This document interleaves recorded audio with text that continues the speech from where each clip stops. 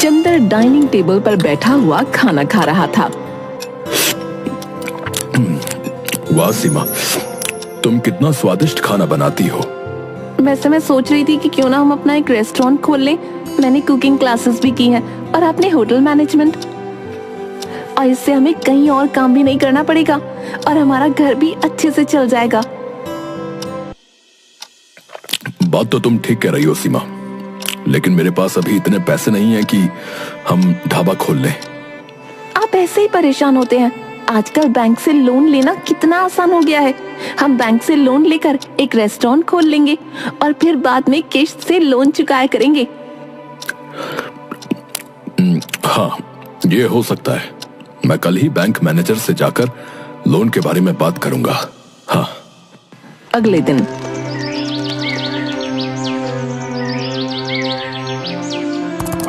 नमस्ते मैनेजर साहब, मुझे एक ढाबा खोलने के लिए बैंक से लोन लेना था। जी जी बिल्कुल, लेकिन उसके लिए आपको कुछ फॉर्मेलिटी करनी पड़ेंगी। आप ये फॉर्म भर दीजिए। और फिर कुछ ही दिनों में चंदर को लोन भी मिल जाता है। चंदर और उसकी पत्नी सीमा दोनों अपना एक छोटा सा ढाबा खोल लेते हैं। दो लड़के बैठे हुए बात कर रहे थे। अरे भाई, आज तो ना बहुत भूख लग रही है यार, और कुछ बाहर का खाने का मन भी हो रहा है। एक काम करते हैं ना, हमारे गांव में जो नया ढाबा खुला है उसमें चलते हैं। सुना है वहां कम दाम में बहुत स्वादिष्ट खाना मिलता है। हाँ तो चल फिर, वैसे भी नई नई जगह पर जाना तो हमारा शौक है, और फिर ब्लॉग भी बना लेंगे वहां पर जाकर। और दोनों लड़के चंदर के रेस्टोरेंट में पहुंच जाते हैं। क्या मंगवाऊं तुम्हारे लिए? अंकल, आज तो मंचूरियन खाने का बहुत मन कर रहा है। हाँ, और मेरे लिए एक प्लेट चाउमीन। चंदर जल्दी से जाकर ऑर्डर अपनी पत्नी को दे देता है और थोड़ी देर में खाना उनकी टेबल पर लाकर रख देता है। वाह अंकल, कितनी अच्छी खुशबू आ रही है। इससे तो भूख और भी बढ़ गई। और फिर अपने फोन को निकालकर फोटो खींच लेता है।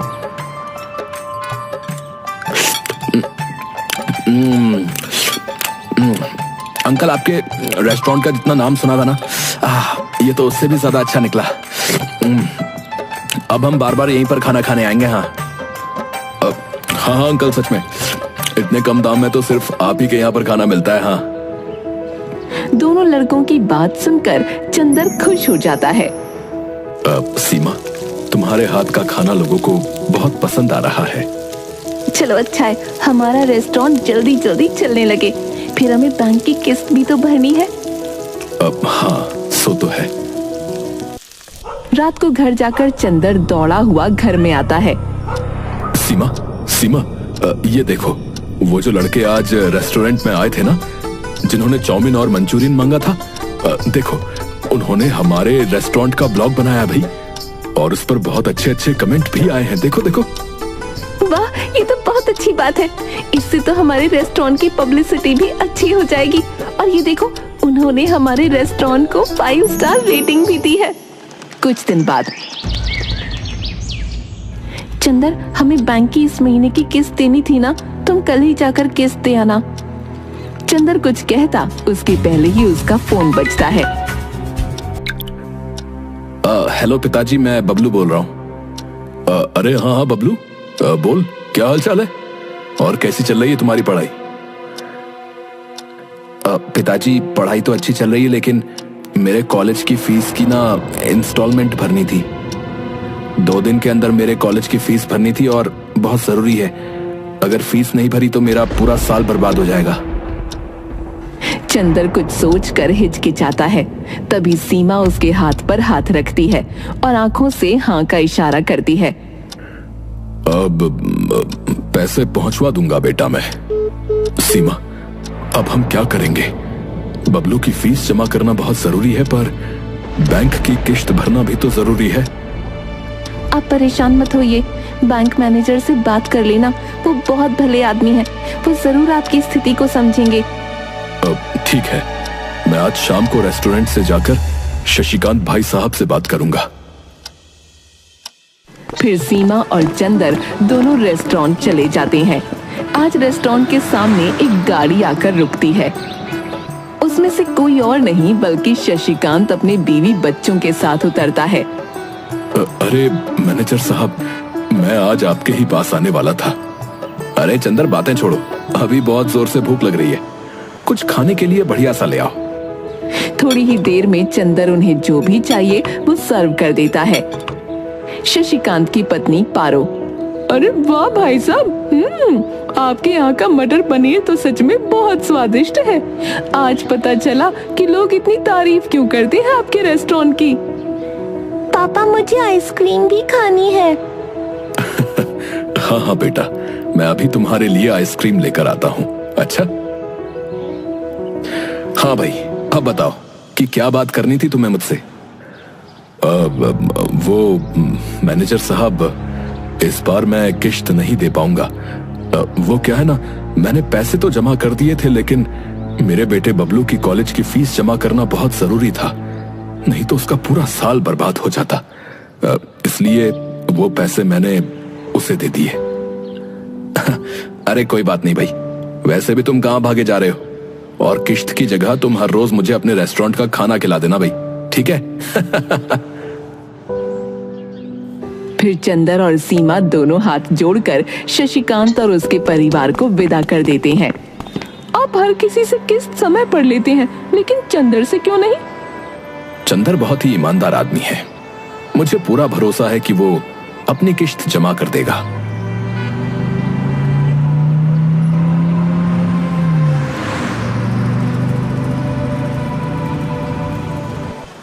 ये रेस्टोरेंट तो चंदर के रेस्टोरेंट से बहुत बड़ा और ज्यादा सुविधाजनक दिख रहा है, लेकिन यहाँ कम भीड़ है और वहाँ ज्यादा, ऐसा क्यों? क्योंकि यहाँ का जो ओनर है वो बहुत ही बदतमीज और लालची किस्म का आदमी है। और वैसे भी होटल बड़ा बनाने से कुछ नहीं होता, उसमें खाना भी स्वादिष्ट होना चाहिए, और चंदर के रेस्टोरेंट में ये सारी बातें हैं। साहब, आपने इतनी मेहनत से इतना अच्छा और बड़ा रेस्टोरेंट खोला, लेकिन आपसे ज्यादा तो उस चंदर का रेस्टोरेंट चल रहा है। हाँ, और सुना है कि उसके रेस्टोरेंट में उसकी बीवी खाना बनाती है भाई। हाँ सरकार, क्यों ना आप भी भाभी जी से ही खाना बनवा लो। अरे उसे सिर्फ खाना खाना आता है, बनाना नहीं। वैसे भी जब आखिरी बार तुम हमारे घर आए थे और मैंने उसे पनीर की सब्जी बनाने के लिए बोला था, तो याद है ना कैसी बनाई थी? हाँ, नहीं, उनसे अच्छा तो हम किसी और से ही बनवा लेंगे। हाँ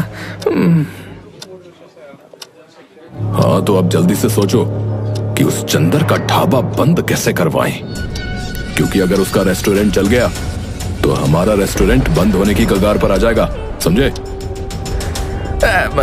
वैसे एक तरकीब है हमारे पास सरकार। इस चंदर ने ढाबा बैंक से लोन लेकर खोला है और इस महीने की किश्त भी नहीं चुकाई। अगर हम बैंक में शिकायत कर दें तो बात बन सकती है। अरे लेकिन वो बैंक का मैनेजर शशिकांत, वो उसी की तरफदारी करता फिरता है? जी सरकार, उसकी फिक्र आप क्यों करते हो? अगले महीने इस मैनेजर का ट्रांसफर होने वाला है। हाँ? उसके बाद तो चंदर को बैंक की किश्त भरनी ही पड़ेगी ना। इतनी जल्दी इतने पैसे जमा करना उसके बस की बात नहीं है सरकार। राजेश शैतानी मुस्कान देता है। कुछ दिनों बाद शशिकांत का ट्रांसफर हो जाता है और उसकी जगह नए मैनेजर रोहन, जो कि राजेश का रिश्तेदार था, वो आता है। अरे रोहन, और क्या हालचाल है? मैं तुम्हारा बहुत दिनों से इंतजार कर रहा था। हाँ राजेश, तुमने यहाँ मेरा ट्रांसफर करवाने के लिए बहुत पापड़ बेले हैं, बताओ क्या काम है? वो क्या है ना, मेरे रेस्टोरेंट से थोड़ी दूर चंदर नाम के एक आदमी का रेस्टोरेंट है। उसने काफी समय से बैंक की किश्त नहीं भरी।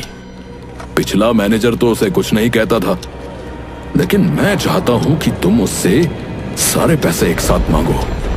मुझे यकीन है कि वो इतने सारे पैसे एक साथ नहीं दे पाएगा। वो तो ठीक है, लेकिन तुम्हें तो पता है ना महंगाई कितनी बढ़ गई है। तो मैं कोई भी काम जो है बिना पैसों से नहीं करता भाई। हाँ भाई, सो तो है, लेकिन तुम फिक्र मत करो, तुम्हारा इनाम मैं घर पर भिजवा दूंगा, ठीक है? ठीक है, फिर कल तक तुम्हें खबर मिल जाएगी कि चंदर और उसकी पत्नी रोड पर आ गए। अगले दिन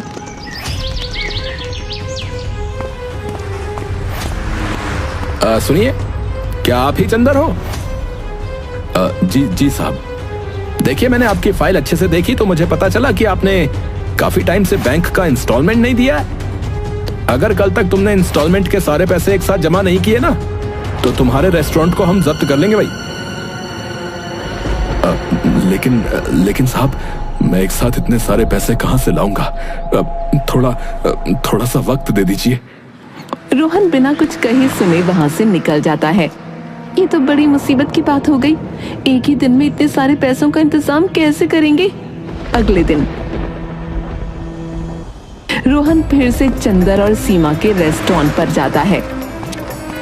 हाँ जी, तो फिर हुआ पैसों का इंतजाम? नहीं मैनेजर साहब, आप मुझे बस एक हफ्ते का वक्त दे दीजिए। देखिए, मैंने कल ही आपसे कह दिया था कि एक दिन से ज्यादा आपको वक्त नहीं मिलेगा। अब तुम्हारा घर और रेस्टोरेंट दोनों जब्त कर लूंगा। और ये देखो, ये रहे कानूनी कागजात, ये सब ऑफिशियल है। सीमा और चंदर कुछ नहीं कर पाते। अब हम कहाँ जाएंगे जी? अब ना तो घर रहा ना रेस्टोरेंट, अब हम क्या करेंगे? चंदर बिना कुछ बोले रेस्टोरेंट की बातें याद कर रहा था। हम दोनों 2 दिन से इधर उधर भटक रहे हैं, अब मुझ में ताकत नहीं रही। और एक जगह पर बैठ जाते हैं। तभी पीछे से एक आवाज आती है जो कि बबलू की थी। पिताजी, आपकी ये हालत कैसे हुई? मैं घर और रेस्टोरेंट दोनों जगह गया, लेकिन मुझे पता चला कि बैंक ने हमारा घर और रेस्टोरेंट दोनों जब्त कर लिए। फिर चंदर बबलू को सारी बातें बताता है।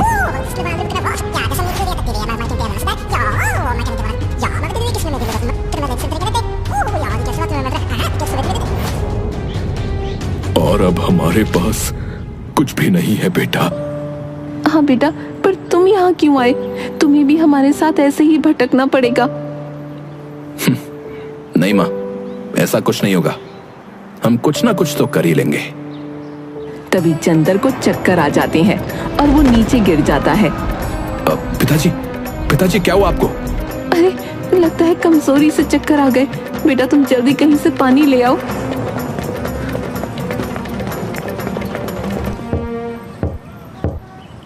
अरे दादा, थोड़ा पानी दे दो, वो मेरे पिताजी बेहोश हो गए। आदमी जल्दी से उसे एक लोटे में पानी दे देता है और बबलू चंदर को पानी पिलाकर एक जगह बैठा देता है। पिताजी, अब आप ठीक हैं? चंदर हाँ में सिर हिला देता है। माँ, मैं ये लोटा देकर आता हूँ। बबलू फिर उस घर में जाता है और लोटा दे देता है। तभी उसकी नजर एक ट्रक पर पड़ती है। अरे काका, ये ट्रक ऐसे ही क्यों पड़ा हुआ है? अरे खटारा है भाई, भंगार में बेचना है हमें। अच्छा काका, तो ये ट्रक जो है आप मुझे दे दीजिए। कितने में बेचोगे? बबलू उस आदमी से ट्रक ले लेता है। अरे काका, ये ट्रक तो अभी चल सकता है। देखो, मैंने इस ट्रक की जगह जो है ना, बहुत सारे नए ट्रक ले लिए हैं, तो अब ये जो है किसी काम का नहीं रहा मेरे लिए भाई। बबलू ट्रक को जैसे तैसे चलाकर चंदर और सीमा के पास ले जाता है। अरे बबलू, इस खटारा ट्रक को तुम यहाँ क्यों ले आए? अरे माँ, ये खटारा नहीं, हमारी खुशियों का पिटारा है। और फिर सीमा और चंदर को सारी बातें बताता है। अच्छा, लेकिन तुम इस खटारा ट्रक का करने क्या वाले हो बेटा? पिताजी, आप बस मुझे थोड़ा सा समय दे दो, फिर आपको सब कुछ समझ में आ जाएगा। बबलू उस खटारा ट्रक को सीधा करने में जुट जाता है। बबलू उस पर कलर भी कर देता है और बस 2 दिन में ही वो खटारा ट्रक बिल्कुल नया दिखने लग जाता है। बेटा, तुमने तो इस ट्रक को बिल्कुल नए जैसा बना दिया, लेकिन तुम करना क्या चाहते हो? माँ, बड़े बड़े शहरों में इसे फूड ट्रक कहते हैं। क्या? Food truck? हाँ हाँ सीमा, इस ट्रक को जो है हम कहीं भी ले जा सकते हैं। इसे हम हमारा चलता फिरता होटल बना सकते हैं। हाँ माँ, ये हमारा नया रेस्टोरेंट रहेगा और इस रेस्टोरेंट की स्पेशलिटी ये है कि आप इसे कहीं भी लेकर जा सकते हैं। इसका मतलब पहले तो सिर्फ फूड डिलीवरी होती थी, लेकिन अब हम होटल डिलीवरी भी कर सकते हैं। फिर सीमा और चंदर दोनों हंसते हैं। वैसे मुझे लगता है कि हमें इस रेस्टोरेंट की पब्लिसिटी करनी चाहिए। क्यों नहीं? तुम्हें याद है वो दोनों लड़के जिन्होंने हमारे रेस्टोरेंट का ब्लॉग बनाया था? हम भी बिल्कुल उसी तरह हमारे होटल का वीडियो बनाकर सोशल मीडिया पर डाल देंगे। हाँ हाँ, क्यों नहीं पिताजी, मैं अभी पूरे होटल का वीडियो बनाता हूँ। कुछ ही समय में बबलू का बनाया हुआ रेस्टोरेंट बहुत फेमस हो गया। कुछ आदमी नुक्कड़ पर बैठे बातें कर रहे थे। अरे भाई, तुमने सुना क्या? अरे पास के गांव में एक होटल है भैया, जो कि जरूरत पड़ने पर खुद चल कर जाता है।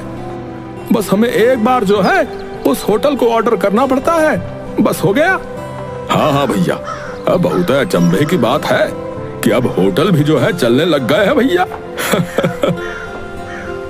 अरे पर ऐसा रेस्टोरेंट दिखता कैसा है भाई? मैंने तो अपने जीवन में नहीं देखा। अरे ताऊ जी, क्यों फिक्र करते हो? आप कहो तो मैं अभी बुला लेता हूँ उस रेस्टोरेंट को। अब हाँ हाँ बेटा, जरूर बुला लो। फिर मैं अपनी बुढ़िया को भी उसमें बैठकर खाना खिलाऊंगा। इधर रेस्टोरेंट में सीमा, ये देखो, हमारे होटल को सब लोग कितना पसंद कर रहे हैं और कितने सारे ऑर्डर आ रहे हैं। सीमा भी बहुत खुश हो जाती है। इधर राजेश और सुंदर दोनों गुस्से में थे। अरे सरकार, हमने तो इस चंदर का रेस्टोरेंट बंद करवा दिया था, लेकिन अब ये न जाने कहां से उस घुमक्कड़ रेस्टोरेंट को ले आया। मुझे नहीं पता, लेकिन मुझे कैसे भी उसके रेस्टोरेंट को खत्म करना है। मैं उसके रेस्टोरेंट को बम से उड़ा दूंगा। उस कलमुहे चंदर की वजह से मेरा रेस्टोरेंट बंद होने की कगार पर ही है। हाँ हाँ सरकार, सो तो है। मैं बस दिन भर मक्खी ही मारने का काम करता हूँ यहाँ पर तो। अगले दिन अरे सुंदर, उस होटल को काली पहाड़ी के पीछे वाले मैदान में बुला ले। हम वहीं उसे फोड़ देंगे। वहां किसी को भी पता नहीं चलेगा कि वो रेस्टोरेंट कहाँ गायब हो गया। सब कुछ प्लान के मुताबिक ही चल रहा था, लेकिन जैसे ही राजेश और सुंदर दोनों ट्रक के पास जाते हैं, वैसे ही ट्रक में लाल सायरन बजने लगता है। उसे सुनकर चंदर, बबलू और सीमा तीनों हैरान हो जाते हैं। अरे काका, आपके पास बम है? अरे नहीं नहीं, मैं बम का क्या करूंगा भाई? काका झूठ मत बोलिए, ये ट्रक बहुत सारी जगहों पर जाता है, इसलिए मैंने अपने फूड ट्रक में मेटल डिटेक्टर लगा दिया था, जिससे मुझे पता चल जाता है कि किसी के पास बम है या नहीं। अच्छा, तो तुम्ही ने हमारे रेस्टोरेंट और घर को जब्त करवाया होगा और अब इस घुमक्कड़ रेस्टोरेंट को भी उड़ाना चाहते थे। मैं अभी पुलिस को फोन करता हूँ। नहीं नहीं बबलू बेटा, पुलिस को फोन मत लगाओ। लेकिन तुम मेरे छोटे से रेस्टोरेंट को क्यों खत्म करना चाहते हो? वैसे भी तुम्हारा कितना बड़ा रेस्टोरेंट है। तुम्हारा रेस्टोरेंट खुलने के बाद तो मेरा रेस्टोरेंट बंद होने की कगार पर आ गया था, इसीलिए मैंने तुम्हारे साथ ये सब किया था। मैं रोहन को कहकर फिर से तुम्हारा घर और रेस्टोरेंट छुड़वा दूंगा, लेकिन तुम पुलिस को फोन मत लगाओ बेटा। अरे चाचा, वो तो मैं भी करवा सकता हूँ। बबलू पुलिस को फोन लगाकर सारी बातें बता देता है। थोड़ी देर में पुलिस वहां जाकर राजेश और सुंदर को पकड़कर जेल में बंद कर देती है और बबलू अपना पुराना रेस्टोरेंट और घर दोनों छुड़वा लेता है। वाह बेटा, मुझे तुम पर गर्व है। तुमने सच में हमारा नाम रोशन कर दिया। आज तुम्हारी वजह से हमें हमारा पुराना घर और रेस्टोरेंट दोनों मिल गए और ये घुमक्कड़ रेस्टोरेंट भी। माँ, पिताजी, वैसे मुझे फिर से जाना होगा। मैं थोड़े ही दिन की छुट्टियों में आया था। बबलू वहां से चला जाता है। चंदर और सीमा कुछ नौकरों को भी रख लेते हैं